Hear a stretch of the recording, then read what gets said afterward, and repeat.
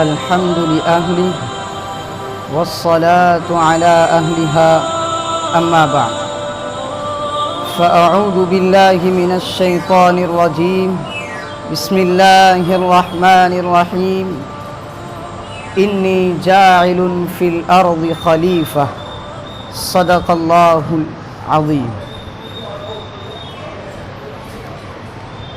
محترم و مکرم عزیز ساتھیوں، اللہ تبارک و تعالیٰ نے ہمیں دنیا میں بھیجا ہے، تو اس دنیا میں اللہ تعالیٰ نے ہمیں کسی خاص مقصد کے لیے بھیجا ہے، کوئی خاص ٹارگیٹ، کوئی خاص ہدف لے کر بھیجا ہے، اور اسی ٹارگیٹ کو سامنے رکھتے ہوئے ہمیں اپنی پوری زندگی گزارنی ہے۔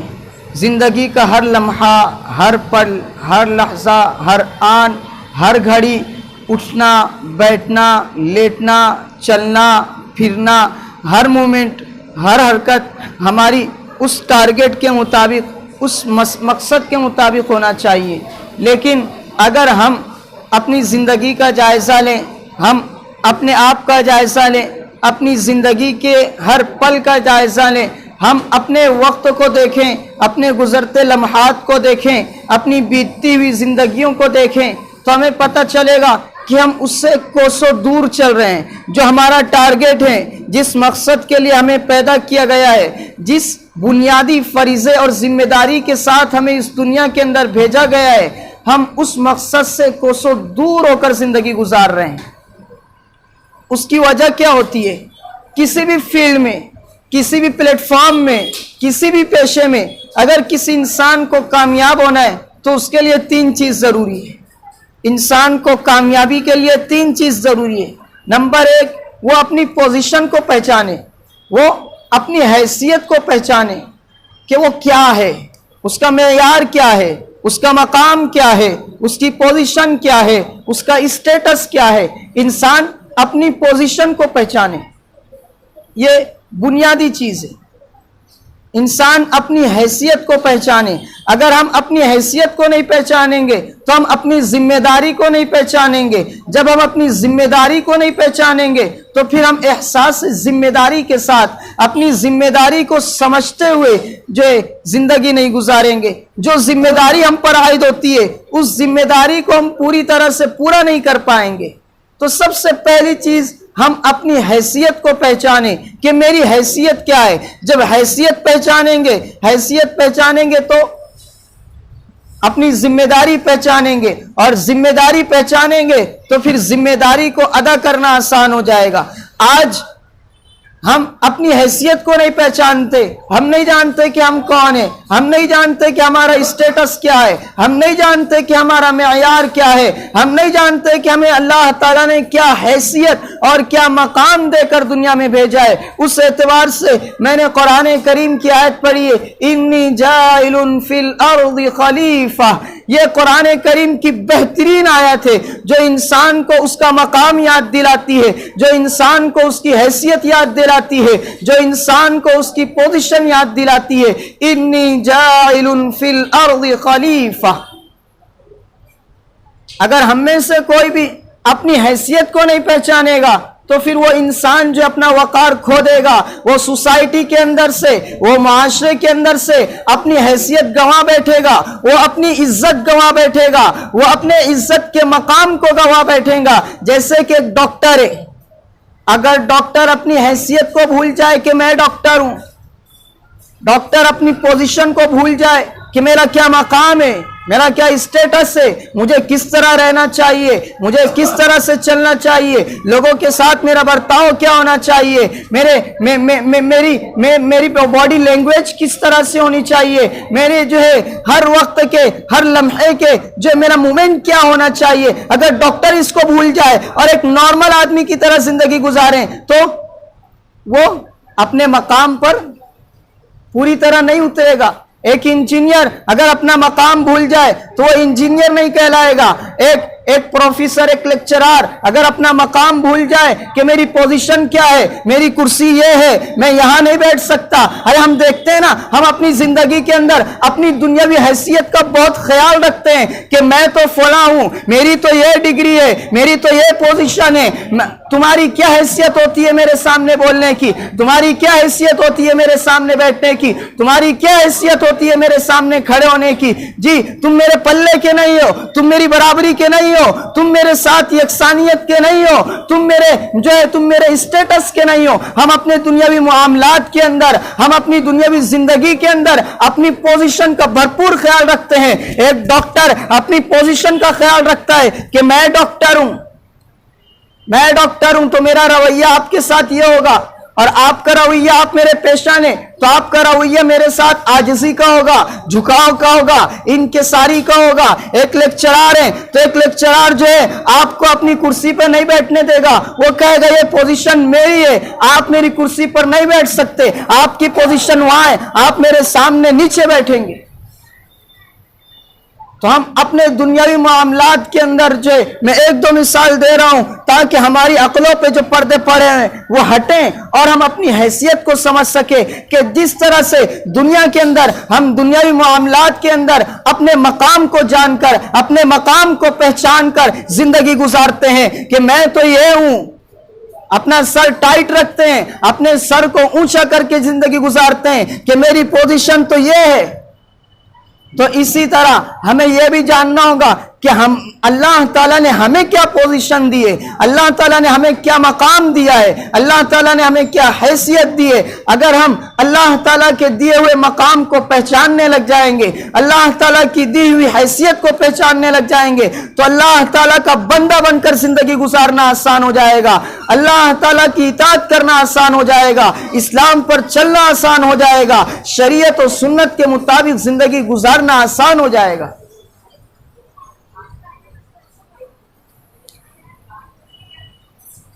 تو قرآن کریم کی آیت ہے انی جاعل فی الارض خلیفہ, جس کا ترجمہ ہوتا ہے انی بے شک میں, جاعل بنانے والا ہوں, فی الارض زمین میں, خلیفہ نائب. اللہ تعالیٰ نے فرشتوں سے کہا تھا کہ میں زمین میں اپنا نائب بنانے والا ہوں, زمین میں اپنا وزیر بنانے والا ہوں, زمین پر میں اپنا خلیفہ پیدا کرنے والا ہوں. خلیفہ کسے کہتے ہیں؟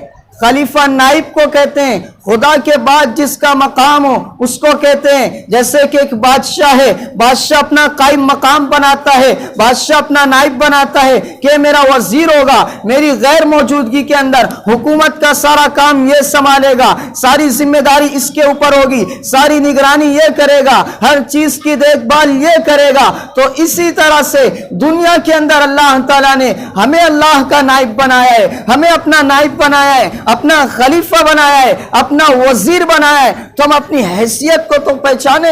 ہم دو کوڑی کے لوگ نہیں ہیں, ہم فٹ پاتھ پر چلنے پھرنے والے عام لوگ نہیں ہیں. ہماری حیثیت ان جانوروں کی طرح نہیں ہے جو صبح کو اٹھ کر جو ہے اپنے گھونسلوں سے نکلتے ہیں, اپنے بلوں سے نکلتے ہیں اور دن بھر گھوم کر ادھر ادھر منہ مار کر اپنے گھونسلوں میں شام کو پہنچ جاتے ہیں. ہماری حیثیت وہ نہیں ہے. ہماری حیثیت اللہ تعالیٰ نے قرآن میں بیان کی ہے, انی جاعل فی الارض خلیفہ, کہ تم زمین میں میرے نائب ہو, تم زمین میں میرے خلیفہ ہو, تم زمین میں میرے وزیر ہو. تو اپنی حیثیت کو پہچانیے. خدا ہمیں اتنا اونچا مقام دے رہا ہے, خدا ہمیں اتنی اونچی حیثیت دے رہا ہے, اور ہم دنیا میں جانوروں کی طرح زندگی گزارنے کے لیے, جو زندگی گزارنے پر فخر محسوس کر رہے ہیں.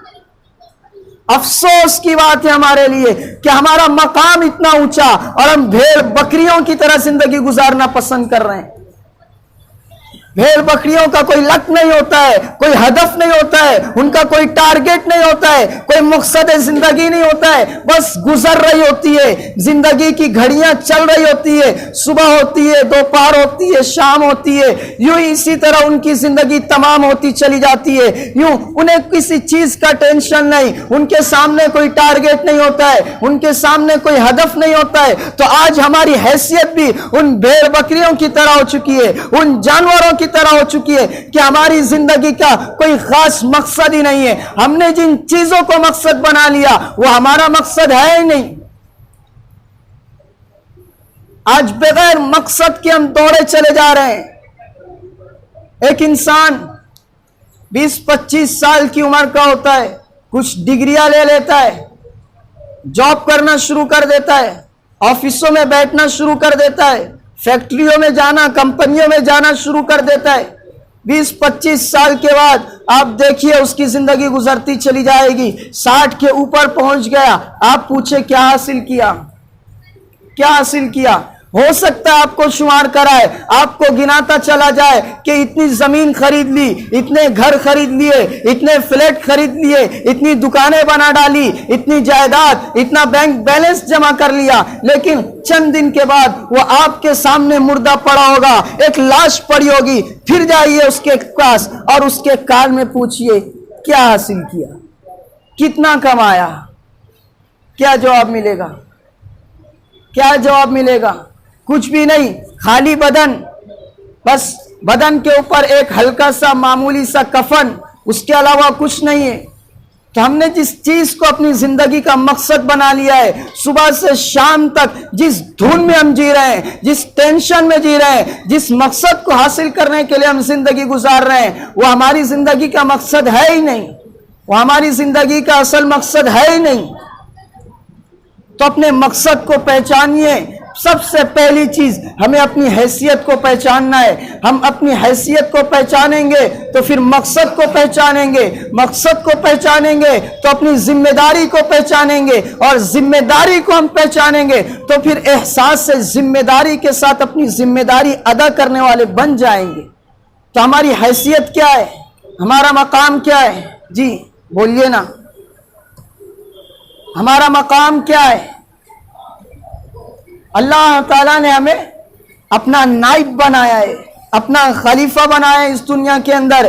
خدا نے ہمیں ذمہ داری دی ہے کہ یہ پورا جو سنسار دور دور تک نظر آتا ہے, یہ ڈھیر سارے انسان, یہ پوری دنیا کا نظام, یہ دنیا کے سارے ممالک, یہاں کا نظام تمہیں سنبھالنا ہے, یہاں کا نظام تمہیں جو ہے اپنے ہاتھ میں لینا ہے, یہاں پر امن تمہیں قائم کرنا ہے, یہاں پر صحیح قانون تمہیں پیش کرنا ہے, یہاں پر خدا کے دین کو تمہیں نافذ کرنا ہے, یہاں پر خدا کے بھیجے ہوئے پیغامات کو تمہیں پھیلانا ہے. یہ تمہاری ذمہ داری ہے. میں نے تمہیں سونپ دیا ہے کہ دنیا کو میں تمہارے حوالے کرتا ہوں, اس کا نظام تمہیں سنبھالنا ہے, اس دنیا کو تمہیں چلانا ہے. تو اللہ تعالیٰ نے اتنی بڑی ذمہ داری دے کر ہمیں اس دنیا کے اندر بھیجا ہے, جس کو قرآن میں کہا انی جاعل فی الارض خلیفہ, کہ میں نے تمہیں اپنا نائب بنایا ہے. تو سوچئے ہمارا مقام کیا ہے. ایک وزیر ہو, ملک کا وزیر ہو, ملک کا وزیر, کتنا اونچا مقام ہے اس کا, اور وہ آ کے ایک دکان میں کام کرنے لگے, آپ کیا کہیں گے؟ پاگل ہو گیا ہے, بیوقوف ہو گیا ہے. وہ کہے گا وزیر صحیح, میرا مقام صحیح, لیکن ایک دکان میں جاب کرنے سے مجھے 10-15 ہزار روپے تو مل رہے ہیں نا, میرا فائدہ ہو رہا ہے نا, اس میں میرا کون سا نقصان ہے؟ آپ کہیں گے آپ اپنے مقام کو بھول گئے, آپ اپنی حیثیت کو بھول گئے. آپ وزیر ہیں, آپ پر نہیں جچتا کہ آپ مزدور کی طرح جو ہے مزدوری کریں, آپ پر نہیں جچتا کہ آپ عام لوگوں کے درمیان کھڑے ہو کر چیزیں بیچیں, آپ پر یہ نہیں جچتا کہ آپ لوگوں کے سامنے کھڑے ہو کر ایک مزدور, ایک معمولی سے دکاندار بن جائیں. نہیں, آپ کا بہت اونچا مقام ہے, آپ تو ملک کے وزیر ہیں. تو اپنے مقام کو پہچانیے کہ ہمارا مقام بہت اونچا ہے. ہم اللہ تعالیٰ کے وزیر ہیں, ہم خلاق اعظم کے وزیر ہیں, اس خدا کے وزیر ہیں جس نے ساری کائنات کو بنایا ہے, اس خدا کے وزیر ہیں جو ہر ذرہ ذرہ, ہر ذرے ذرے کو روزی پہنچا رہا ہے, ہر انسان کو قطرے قطرے تک جو ہے روزی پہنچا رہا ہے. پرندے چرندے, ہر قسم کی نباتات, ہر ایک چیز کا نظام وہ چلا رہا ہے. یہ آسمان, یہ سورج, یہ زمین, یہ ستارے, یہ پیڑ پودے, آپ غور تو کیجئے یہ پیڑ پودے کس طرح اگتے ہیں. ہم تو اپنا کام کرتے ہیں, فقط بیج ڈال دیتے ہیں, لیکن اندر وہ بیج, اس بیج میں سے جو ہے اس بیج کا پھوٹنا, پھر اس کے اوپر سے جو ہے زمین سے اس کا زمین کے اندر سے اس کا باہر نکلنا, پھر نکل کر اس کا پھلنا پھولنا، بڑا ہوتے چلے جانا، پودا بننا، پودے سے پیڑ، پیڑ سے درخت بننا، سوچے ہم کر سکتے ہیں؟ نہیں، وہ کائنات کا خدا سب کچھ کر رہا ہے۔ تو وہ جو ہر چیز پر قادر، جس کے پاس ہر چیز کا اختیار، جس کے پاس ہر چیز کا کنٹرول، وہ ہمیں اپنا نائب بنا رہا ہے، وہ ہمیں اپنا وزیر بنا رہا ہے، اور ہم اپنی حیثیت کو بھول کر جانوروں کی طرح زندگی گزارنے پر خوش ہو گئے ہیں۔ سوچے تو صحیح، کتنا افسوس کا مقام ہے، ڈوب مرنے کا مقام ہے ہمارے لیے کہ اس خدا نے تو اتنا اونچا مقام دیا ہے اور ہم چرند پرند کی طرح زندگی گزارنے کے لیے تیار ہیں۔ تو سب سے پہلے میرے دوستو، اپنی حیثیت کو پہچانو کہ ہماری حیثیت کیا ہے، ہمارا مقام کیا ہے، اور اس کے بعد جب اپنے مقام کو پہچانیں گے تو پھر اپنے مقصد کو پہچانیں گے کہ ہمارا مقصد کیا ہے، ہمارا ٹارگٹ کیا ہے، ہماری زندگی کا ہدف کیا ہے۔ تو اللہ تعالیٰ نے ہمارا مقصد بتلایا، وَمَا خَلَقْتُ الْجِنَّ وَالْإِنسَ إِلَّا لِيَعْبُدُونَ، وَمَا خَلَقْتُ، میں نے نہیں پیدا کیا، الجن والانس، جناتوں کو اور انسانوں کو، الا مگر، لیعبدون، تاکہ یعبدون، وہ سب عبادت کریں۔ تو اللہ تعالیٰ نے ہماری زندگی کا جو مقصد بنایا ہے وہ ہے کہ ہم اللہ کی عبادت کریں، اللہ کی بندگی کریں، اللہ کی اطاعت کریں۔ عبادت کس سے کہتے ہیں؟ عبادت کیا ہے؟ عبادت کیا ہے؟ فقط مسجد میں آ کے نماز پڑھ لینا عبادت نہیں ہے، فقط روزے رکھ لینا عبادت نہیں ہے، فقط زکوٰۃ ادا کرنا عبادت نہیں ہے، بلکہ زندگی کے ہر موڑ کو، زندگی کے ہر پل کو، زندگی کے ہر مومنٹ کو اللہ تعالیٰ کی اطاعت کے مطابق گزارنا، یہ عبادت ہے۔ ہمارا ہر پل، ہماری ہر گھڑی، ہمارا ہر مومنٹ، ہمارا ہر آن، ہر شان ہماری جو ہے اللہ تعالیٰ کی اطاعت کے مطابق ہو، اللہ کی فرما برداری کے مطابق ہو، یہ اس کو عبادت کہتے ہیں۔ ہم مسلمان ہیں اور ہمارا دین اسلام ہے۔ دین کسے کہتے ہیں؟ دین کسے کہتے ہیں؟ دو چیز عام طور پر بولی جاتی ہے، ایک ہے دین اور ایک ہے مذہب۔ ایک ہے دین، ایک ہے مذہب، دونوں میں فرق ہے۔ بولنا دونوں درست ہے لیکن بڑا فرق ہے دونوں کے اندر۔ دین کہتے ہیں زندگی گزارنے کا پورا طریقہ، زندگی کا بچپن، جوانی، بوڑھاپا، دکانداری، مسجد، اطاعت، تبلیغ، ہر چیز اس کے اندر آ جائے گی۔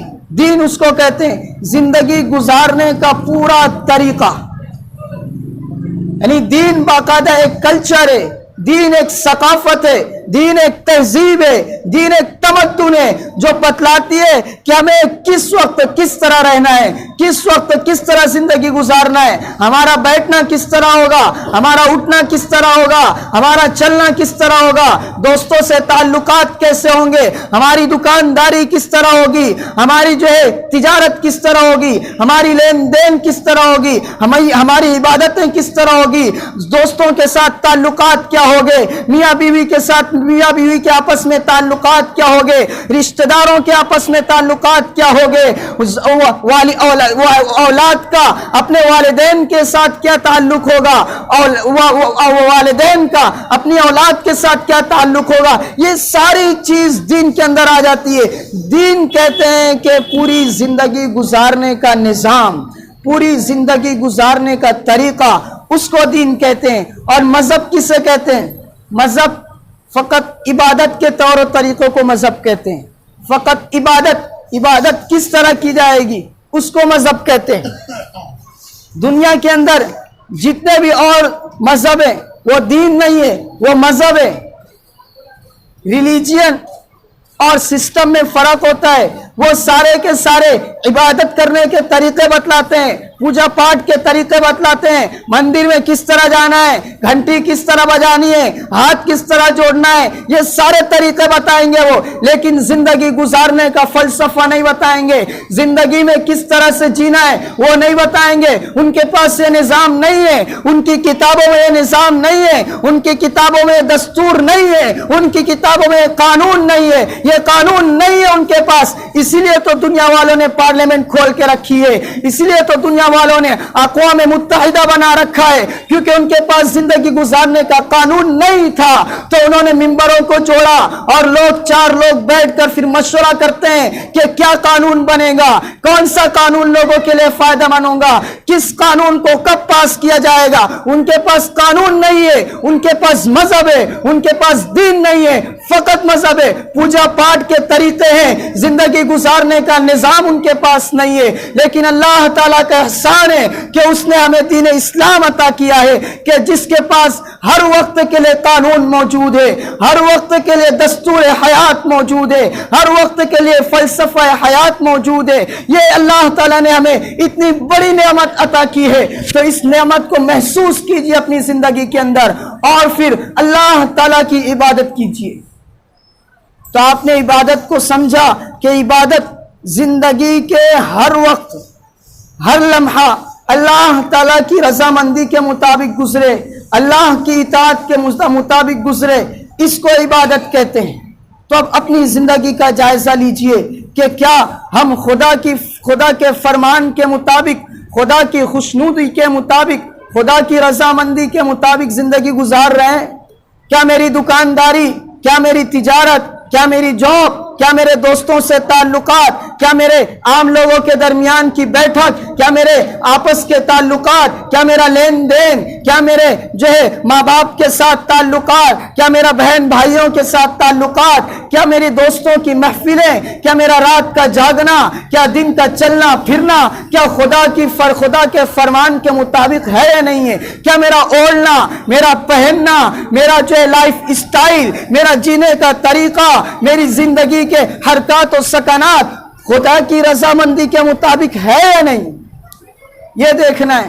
اب اپنی زندگی کا جائزہ لیں کہ ہم کتنے % خدا کے بندے ہیں, کتنے % خدا کی اطاعت کر رہے ہیں. کیا مسلمان ہیں, کیا مسلمان ہیں؟ یہ سوچئے تو صحیح, یہ سوچئے تو صحیح. میرے ذہن کے اندر 3 سوال آ رہے ہیں. میرا وقت ختم ہونے کو ہے, وقت ختم ہونے سے پہلے اپنی زندگی کے اندر انقلاب برپا کرتے جائیں گے. اسلام انقلابی مذہب ہے, اسلام انقلاب برپا کرنے والا ہے. اللہ نے جو کتاب عطا کی ہے وہ کتاب قرآن مقدس اس انقلابی کتاب ہے جس نے پوری دنیا کے اندر انقلاب برپا کر دیا. آپ نبی کریم صلی اللہ تعالی علیہ وسلم کی زندگی اٹھا کر دیکھیے. وہ عرب کے بدھو, وہ عرب کے جاہل گوار لوگ جنہیں پہننے کا طریقہ نہیں پتا تھا, جنہیں کھانے کا طریقہ نہیں پتا تھا, وہ قرآن مقدس کی برکت سے, آپ علیہ السلام کی صحبت کی برکت سے ایسے بدلے کہ آج تک دنیا کے لیے وہ آئیڈیل بن چکے ہیں, دنیا والوں کے لیے رول ماڈل بن چکے ہیں. ہم ہی نہیں, فقط ان کا نام لینے والے نہیں بلکہ مغرب کے اور مغرب کے دانشوران, فلاسفر بھی آج ان کی تعریف کے گن گاتے ہیں. وہ صحابہ کی جماعت, تو قرآن مقدس نے وہ انقلاب برپا کیا تھا. تو اللہ نے ہمیں کتاب بھی ایسی دی جو دنیا میں انقلاب برپا کرنے کے لیے کافی ہے. اللہ نے دین بھی ایسا دیا کہ جو انقلاب برپا کرنے کے لیے کافی ہے. اور نبی کریم صلی اللہ تعالی علیہ وسلم جیسا ایسا رول ماڈل عطا کیا کہ جس نے دنیا کے اندر اس اسلام کی برکت سے اور قرآن مقدس کو سامنے رکھتے ہوئے انقلاب برپا کر کے دکھا دیا تھا. تو یہ کتاب ہمارے پاس موجود ہے. ہمیں کسی پارلیمنٹ کی ضرورت نہیں ہے, ہمیں دنیا کے قانون دانوں کی ضرورت نہیں ہے کہ نئے قوانین بنائے جائے. ہمارے پاس خدا نے پہلے سے سب کچھ عطا کر دیا ہے. تو اب سوچئے, جب اتنی بڑی نعمت ہے تو میں آپ سے 3 سوال کرتا ہوں. اپنے دل کو بیدار کیجئے, دماغ کو پوری طرح حاضر کر رکھیے اور میرے سوالوں کا جواب دیجئے. میرا پہلا سوال ہے, کیا ہم مسلمان ہیں؟ کیا ہم مسلمان ہیں؟ جی بولیے نا, ارے بولو نا. یہ کوئی بات ہی نہیں ہوتی ہے کہ آپ جمعہ کے دن آئے اور بیان سن کر چلے جائیں. کیا آدھے گھنٹے پون گھنٹے بیان ہوا تھا, کیا سیکھا, کیا تبدیلی آئی؟ کچھ نہیں. یہ ایک رسم بن چکی ہے، اس رسم کو ختم کیجئے۔ یہ روزہ ہر ہفتے کے جمعہ کے بیانات جو ہوں گے یہ ہماری سوسائٹی کے اندر انشاءاللہ انقلاب برپا کریں گے، یہ ہمارے محلے کے اندر، یہ ہمارے علاقوں کے اندر تبدیلیاں لائیں گے، ہر اعتبار سے تبدیلی آئیں گی۔ تو بیانات کو یہ حیثیت دیجئے، یہ ایک رسم و رواج نہیں ہے کہ آئے بیٹھے سن کر چلے گئے، آدھا گھنٹہ سنے تھے، آدھے گھنٹے کے بعد کان سے نکال دیا، کیا سنا تھا کچھ نہیں پتا، تو مجھے جواب دیجئے، میرا آدھا گھنٹہ آپ ضائع نہ کریں۔ اللہ تعالیٰ نے ہمیں جو نعمت عطا کی کہ مجھے آپ کے سامنے پیش کیا اور میں نے آپ کے سامنے دو الفاظ بولے، آپ نے میری باتوں کو سنا، یہ خدا کی توفیق سے ہوا، خدا کی توفیق کے بغیر کچھ نہیں ہو سکتا ہے۔ تو خدا نے اتنی بڑی توفیق دی تو جواب بھی دیجئے، کیا ہم مسلمان ہیں؟ ارے بولو نا ہاتھ اٹھا کر، مسلمان ہیں؟ الحمدللہ مسلمان ہیں۔ دوسرا سوال، کیا ہمیں اپنے مسلمان ہونے پر فخر ہے؟ جس کو فخر ہے ہاتھ اٹھائے۔ کیا ہمیں اپنے مسلمان ہونے پر فخر ہے؟ سب کو فخر ہے الحمدللہ، سب کے ہاتھ اٹھ رہے ہیں۔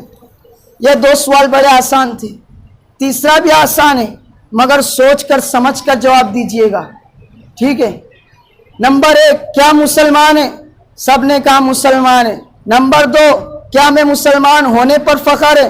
سب نے کہا کہ ہمیں مسلمان ہونے پر فخر ہے۔ نمبر 3، تیسرا آخری اور فائنل سوال ہے، جواب بھی فائنل ہوگا، اسی پر کامیابی کا جو ہے مدار ہے، اسی پر آپ کے رزلٹ کا مدار ہے، اسی پر ہماری نجات کا مدار ہے۔ تیسرا سوال ہے، آخری ہے، سوچ سمجھ کر جواب دیجئے۔ پہلا تھا کیا ہم مسلمان ہیں، دوسرا تھا کیا ہمیں مسلمان ہونے پر فخر ہے، تیسرا کیا ہمیں مسلمان بننے پر بھی فخر ہے؟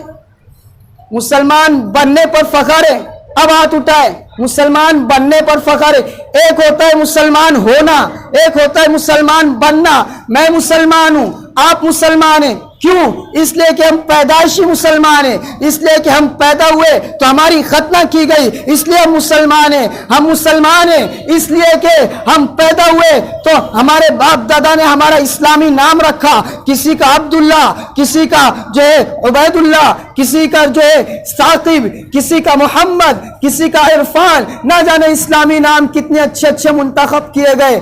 تو ایک ہوتا ہے مسلمان ہونا، ایک ہوتا ہے مسلمان بننا۔ ہم مسلمان ہیں اس لیے کہ ہم اسلامی گھرانے میں پیدا ہوئے، ہم مسلمان خاندان میں پیدا ہوئے تو یہ ہم مسلمان ہیں۔ لیکن ایک ہے مسلمان بننا، ایک ہے مسلمان بننا۔ تو کیا ہم مسلمان بننے پر بھی فخر کرتے ہیں؟ مسلمان بننا یہ کہ میری زندگی کا ہر مومنٹ، میری زندگی کی ہر حرکت، میری زندگی کا ہر لحظہ خدا کی فرمان کے مطابق گزرے۔ میری زندگی پر اگر کوئی کلچر ہو تو فقط اسلام ہو۔ میرا اوڑھنا بیٹھنا، میرا پہننا، میرا چلنا، میرا سوچنا، میرے دماغ کے تخیلات، میرے دل کے احساسات، میرے دل کے جذبات، میرے دل کی فیلنگ اور میری زندگی کا لائف اسٹائل، یہ سب کے سب جو ہے صرف اور صرف جو ہے اسلام کے مطابق ہو۔ ہماری زندگی میں کلچر ہو تو فقط اسلام ہو، تو یہ ہوتا ہے مسلمان بننا۔